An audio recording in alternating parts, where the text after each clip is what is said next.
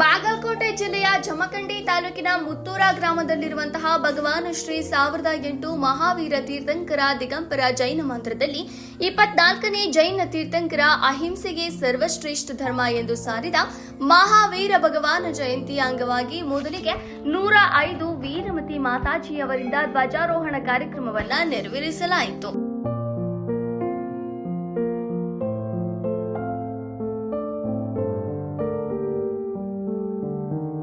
ನಂತರ ಮಹಾವೀರ ಭಗವಾನರ ಮೂರ್ತಿಯನ್ನ ಪಲ್ಲಕ್ಕಿಯಲ್ಲಿ ತೆಗೆದುಕೊಂಡು ಹೋಗುವಾಗ ಜೈನ ಸಮಾಜದ ಶ್ರಾವಕರು ಶ್ರಾವಕಿಯರು ಪಾಲ್ಗೊಂಡು ಮೆರವಣಿಗೆ ಮುಖಾಂತರ ಪವಿತ್ರ ಕೃಷ್ಣಾ ನದಿಗೆ ಪೂಜಾ ಕಾರ್ಯಕ್ರಮ ನೆರವೇರಿಸಿ ನಂತರ ಜೈನ ಮಂದಿರಕ್ಕೆ ಬಂದು ಮಹಾವೀರ ಭಗವಾನರಿಗೆ ಪಂಚಾಮೃತ ಅಭಿಷೇಕ ಮಾಡಿದ್ರು.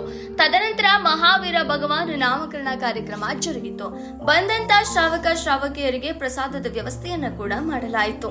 ವರದಿ ಮುತ್ತು ಮೈಹಿಸವಾಡ್ಗಿ, ಬಾಗಲಕೋಟೆ.